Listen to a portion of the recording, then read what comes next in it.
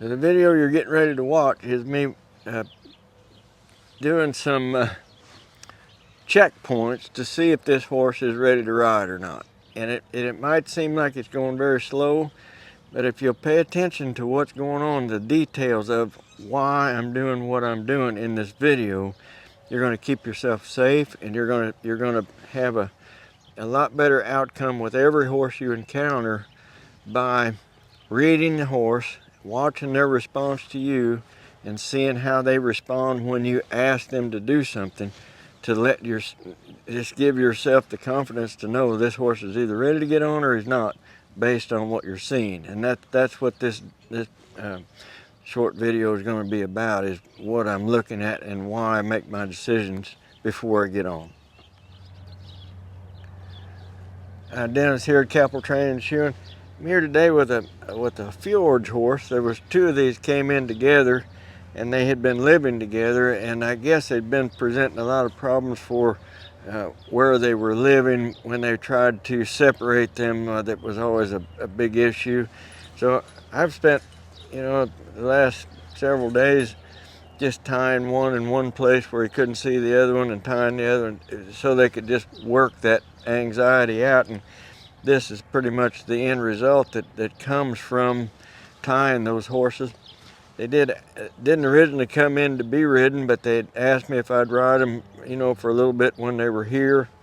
And so right now, at the moment, you know about as much about this horse as I do, other than what I've told you. And so this horse supposedly had some riding, the other horse had very little riding. So I'm gonna just start out seeing how this horse is on the ground with the saddle. I think it's foolish to take somebody's word.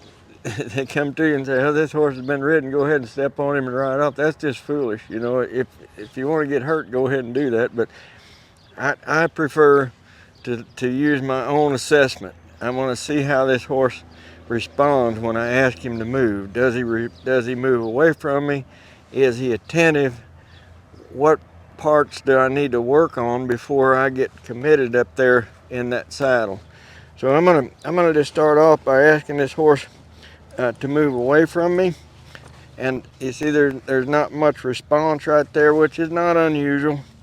A lot of times I find that people allow horses to set in closer to them than I prefer. I prefer to have some distance from my horses.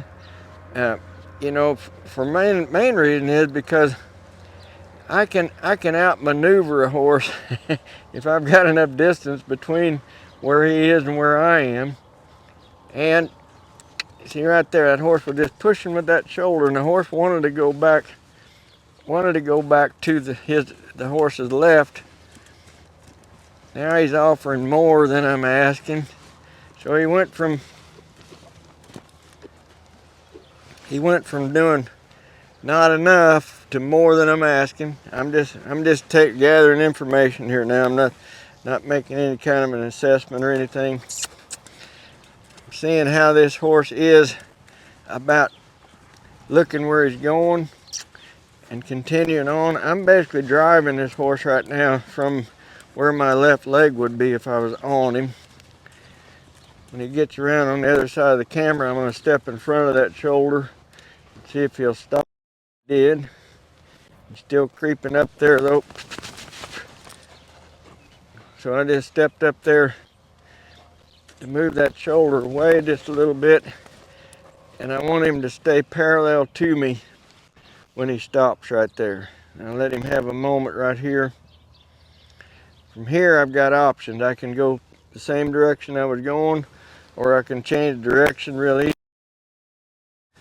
I ask forward. Significance to him stepping forward when I asked him to change direction was that he really wasn't listening.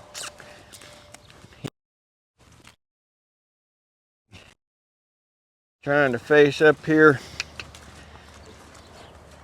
pulling on the outside now, and then he used that as an excuse to face up. Pulling on me. the wrong way. See him just trying to run through that spot instead of listening right there. Now he's pulling on the outside again, faced up again. There was a better response. In that better response, I'm going to let him stop. Every time I had tried to get that horse to go to my right, to his left right there, he just wanted to bull up and run through this way or drag me off out the other way. So when I got a positive response, I let him have a few steps, and I stopped here, let him have some time in that. Now, those steps right there were steps of a horse thinking. Instead of just grabbing and going, that horse was thinking with his feet. You know, he stepped very deliberately. He stepped with the attitude to kind of check in with me, to ask me, so to speak, is this what you wanted me to do? Notice that he's not pulling on me right there. I like it. Ask him to face up, but I'm not going to be too critical of this, because most places reward the face up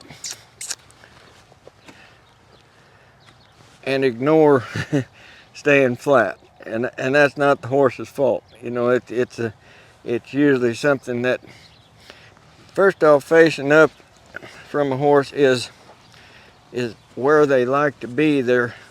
Everything they need to survive with is behind their front legs, and if they can keep their body behind those shoulders, they're protecting all their vital organs. So to me, it's coming in too close. When he came in, I got bigger, so he moved back away. So, but when a horse is steady, looking right at you, and they're hiding there behind their shoulders, they've got the advantage. They can go left or right or away from you and outmaneuver you real easily like that. But if we open that horse and we'll step him off out here to his left, to my right,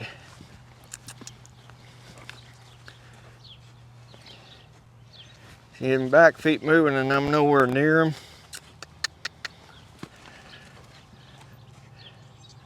There, I let him sit right there. Now he's exposed his vital organs to me. When he did that, he put himself in a vulnerable position. And I need to recognize that he's in a vulnerable position when he's there, so I can let this horse rest in that place.